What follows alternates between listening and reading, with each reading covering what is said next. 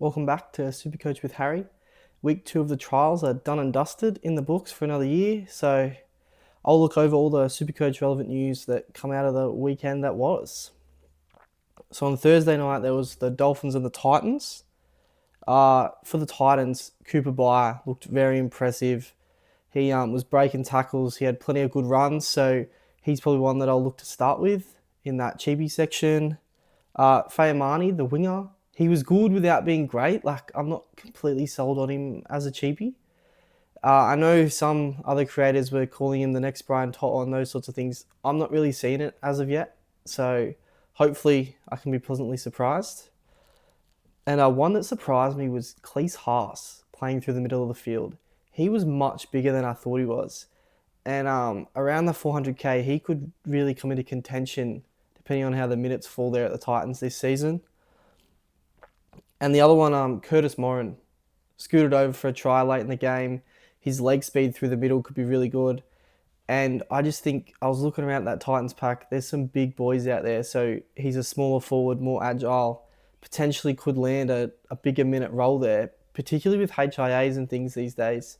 Because he can go bigger minutes, he could probably play up to 60 minutes there through the middle, be that the leg speed through there. I imagine he may be competing with Chris Randall for that sort of smaller middle role, but still one I'm very interested in with the dual position there too. And at the Dolphins, Selwyn Cobbo, one that I was super high on last week. Not his greatest performance, but it wasn't the Dolphins' greatest performance. I'm still pretty keen on Cobbo. He was looking pretty fit. And playing in the centres, he's more than likely going to end up on the wing, so different role there too. And it was great to see Tom Flegler back, scoring a try. He's returned from that shoulder injury. Not one that I'm even looking at to start the season, but very much could come into contention later on in the year, depending like around that origin period and things like that. Or if we need to downgrade a gun, he could easily step up and be that player that we need. But overall, for the Dolphins, not really anything to write home about there. The next game, Storm and Raiders. Probably the only relevant Supercoach news for the Storm was Lasardi. Got through a ton of work. Interestingly, though, lined up on the left edge, which is where Sean Bloor usually plays, and outside Cameron Munster, which isn't the side you want to be on. And you would have thought, with it being a trial and him sort of one of the only real starters to start in that trial, that you would play him where you were going to play him during the year. So I'm just a bit concerned. He could very well take that spot from Sean Bloor, but that's not the side you want. And if that was the case, then it looks like maybe Joe Chan would line up on the right and he becomes the cheapie that we're all looking for there. Jack Hetherington looked busy out there.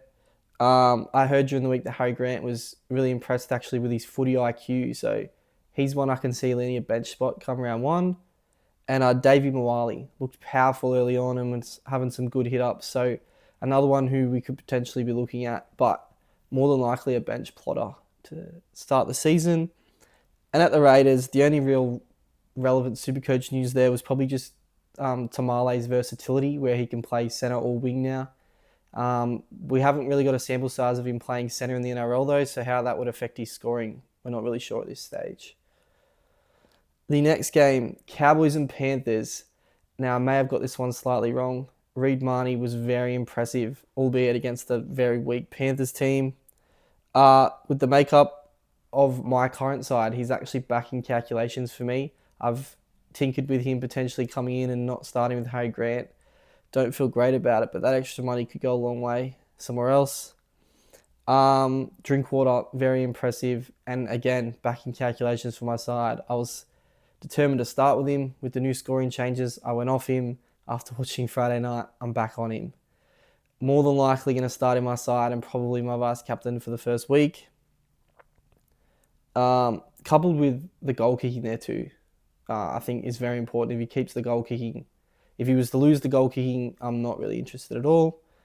And Jackson Purdue, I was pleasantly surprised, and one I'm actually considering starting at 5'8" with the disaster that is 5'8" in my team at the moment. But we'll get more into that later. But currently, CT Dub 5'8" dual, he's one actually in my side at the moment, and one that I'm probably going to look to start with the Cowboys early draw. assuming he stays at centre. If he was to move back to the halves, I'm not interested. And the last one for the Cowboys, Heilum Luki. Looks good. Scored another try.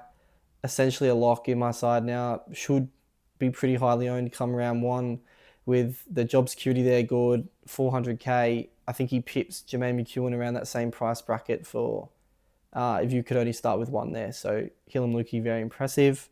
And at the Panthers, nothing to really talk about there. The only one is Kalani Going, very impressive with his work rate. Looked the pick of a pretty poor bunch of Panthers there, albeit very inexperienced. And looks sort of a certainty to start on that 6-man bench, I think, come round one. Warriors and Seagulls. For Manly, if either Brooks or Fogarty would go down, Joey Walsh would come to the side, and he's one I'd be very keen to own. Currently halfback only, but bottom dollar, he could be very interesting if, like I said, either of the starting halves were to go down. Looked very good. So one to keep an eye on there. The young prop, let me get this right. Simeone Laiafi. I'm sorry if I got that wrong, but he was very impressive. Ran for 181 metres from his 17 hit-ups. Bottom dollar prop, and could be very important in that side this year with them really lacking any quality middles. So even if you can get a 30 to 35 minute role there, potentially one that I'd look to start over maybe some of the other guys that I've currently got in those positions. So he looks good. And just something interesting to note was Brandon Wakeham starting at hooker for any Jake Simpkin owners out there. It was just interesting that Wakeham played hooker in that game. Granted, I realised Zach Docker-Clay was playing All-Stars, but they're both able to, with the 6-man bench now, they can both cover hooker and in the halves. So either one of them could spell Simpkin at any time for that Manly side. So just something to keep an eye on there. I didn't realise he could actually play dummy half, so just another sort of spanner in the works if you're interested in the Jake Simpkins there. At the Warriors, nothing major to report. Halasima was pretty quiet by his standards, and Jackson Ford, yet again, just got through a mountain of work through the middle. Still a serious front row pod for anyone looking to go there to start the season. Tigers and Roosters. The man on everyone's lips was Makasini at the Tigers. Played left centre, scored 3 tries in about half an hour there. Looks good. Although the Tigers had the round 1 bye, I think I'm just going to start with him anyway. Should land on that left wing, and really I can't see why he wouldn't. I think he's probably got more upside than a Jarrell Skelton, so should land on the left wing there for the Tigers. For the Roosters, we got another look at Siwa Wong playing through the middle in that lock role. It looks like this year he'll be back playing through the middle with Victor Radley to line up on that right edge once he's back from suspension. And although I think they're both down the pecking order, I was very impressed with Tom Rodwell on the wing, ran for over 200 metres, and Rex Bassingthwaite at fullback was very impressive with no Joey Manu and Joseph Suoliti now. I think he may be the next in line if anything was to happen to Tedesco. And if Tedesco was to go down at 200k in that Roosters team, he's probably one that everyone would have to have. So sort of just 2 players there to keep an eye on. The real needle mover this weekend was the Knights and the Bulldogs. I've been high on the Knights all off season, as you've probably seen in the videos, and now I'm just that has come down like a lead balloon. Really off them now. Not really interested in any of them really. Dylan Brown playing down that right edge, didn't like the look of that. Does that hint that Fletcher Sharp perhaps comes on the left edge there to play 5'8", still, and Sandon's not in the team? Not really sure. Sort of the only thing that makes sense to me. If Sandon was going to stay in the team, why would you not just play Dylan Brown down his preferred left edge? It's not as if Sandon has a preferred side yet. He's not that experienced in the NRL. Very bizarre there. As a whole, I think they're in a void for now. The whole Knights team, really. I was potentially looking at a Marju, even a Bradman Best as a pod. I don't think you could pay up for Dylan Lucas with the uncertainty there. The only 2 I sort of would look at is Trey Mooney, I think, should be in everyone's side. And Jermaine McEwen, who I thought was a lock. Now I'm not entirely sure with Thomas Kant there. I know he was a bit injured, but just a bit concerned about that. So I think the only Knight you could start with confidence would probably be Trey Mooney, who was quite impressive in the All-Stars game. For the Bulldogs, interesting that the centres swap sides, which makes Crichton very interesting at 600k and goal kicking even before Matt Burton went down, which means he's the preferred goal kicker for this season. One I'm very interested in now at left centre there. Obviously, they've got Kickow on that side and usually Burton. So that's sort of their go-to side. And if Crichton was to then land there at left centre, he'd get a lot more attacking opportunities, a lot more tip-ons. Could be one to look at there just for the start of the season. Probably not a keeper, but one to start the season there. Jacob Preston got through a mountain of work. I think he scored at over 1 point per minute in the first half in base alone. So still very relevant in the second row forward discussion to start the season. And still a serious pod at only 8% owned at this point in time. And the last one is just the Matt Burton injury and how that'll affect Lachlan Galvin. Only available at halfback, but could be a real pod option there. We've seen him stack points really quickly, both when he was at the Tigers and now at the Bulldogs. And with no Burton there, does he get more of a license to just... Is it his team now, obviously? So be interesting to see how that plays out there, but Galvin now one to keep an eye on. Probably the most disappointing game of the weekend, Dragons and Rabbitohs. From a playing standpoint, the Dragons were pathetic, but thankfully team performance doesn't always translate to Supercoach performance, so there was some glimmers of light there. Luciano Leilua looks super fit and looks to start on the left edge there for the Dragons at $420,000 and only 4% owned. He's a pod for anyone that's sort of interested in that. The unfortunate early injury to Harm Saleh meant Hamish Stewart got on earlier, played big minutes, looks really good. I really want to own him, but it's just the starting off the bench that scares me off. So probably another watch for I'll team list watch for round one, but with Harm Saleh, then obviously to miss Vegas, but potentially come back after. Probably one I'll just watch to start the season. Atkinson was okay without being great in his first hit out for the Dragons. It is worth noting that he did almost all the kicking, so essentially locks in that number 7 jersey you'd think for the Dragons there.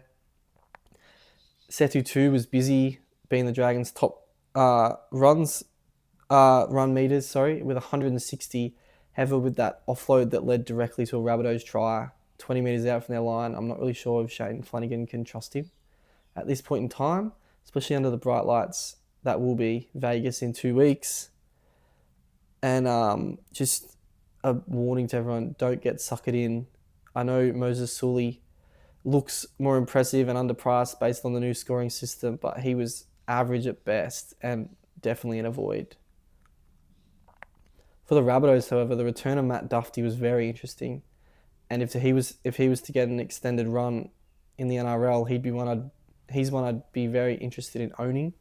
Obviously a roller coaster, so you strap yourself in, but the highs could be right up there with some of the elite fullbacks in the competition, particularly in that Rabbitohs side, who we're all predicting to improve this season.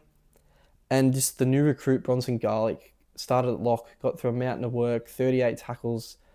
This Rabbitohs middles hooker rotation that they're going to run isn't any clearer after this game, and hopefully next weekend we get a better idea, but I'm not really sure if we will.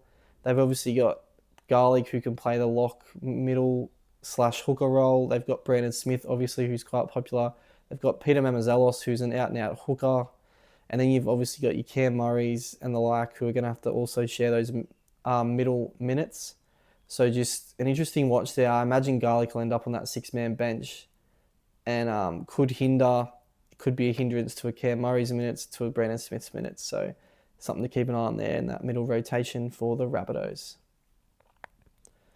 And the last NRL trial of the weekend was the Eels and the Sharks. Sean Russell looked really impressive, scored a try, also had a try assist. Looks like he'll land... Interesting that he played left centre, which is where I thought Brian Kelly would play, but perhaps Brian Kelly's not a walk-up starter. So interesting to see how that plays out. Isaiah Iongi looked really impressive at fullback. That kick he put in for the Bailey Simonson try was really impressive. And at 640k and only 3% owned, is he like sort of the mid-ranger that we're all overlooking?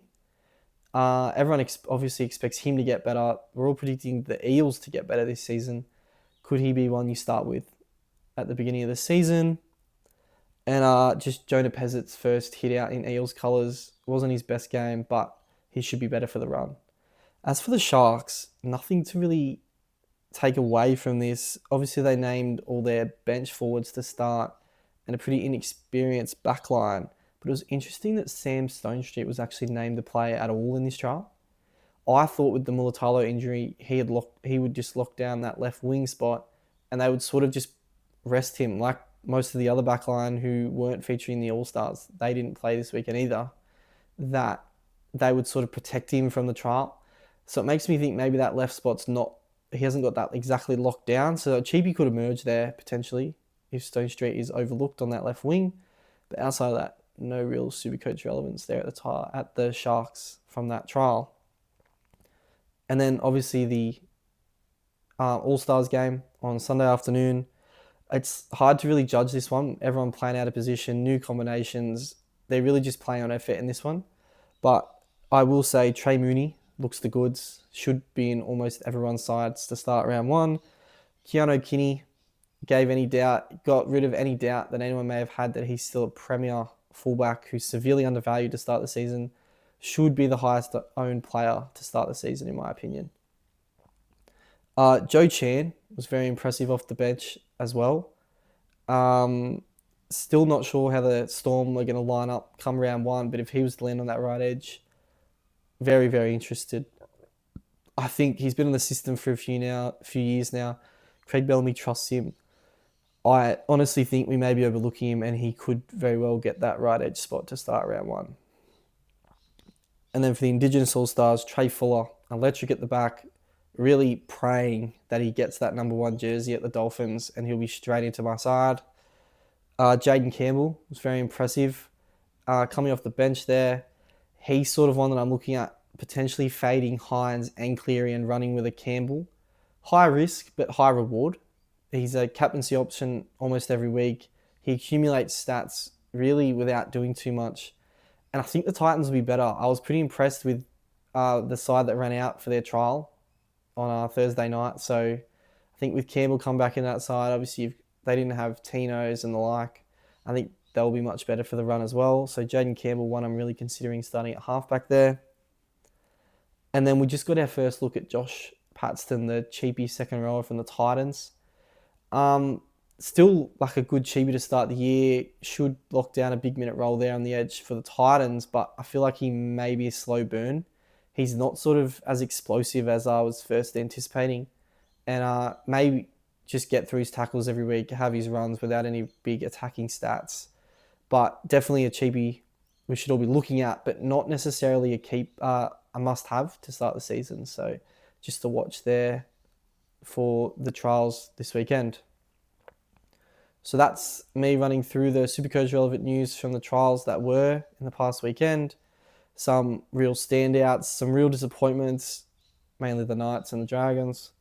But some real other options have emerged, seeing different minutes, how the rotations are going to work, players switching sides of the field, and we'll get a better idea come the third week of the trials this week. But for the Vegas sides, their trials are done. They head off this week. And if that last weekend's anything to go by, I think the Knights and the Dragons could be in for a long trip. Thanks for joining me on Harry Talk Supercoach this week, and be sure to tune in to the next episode.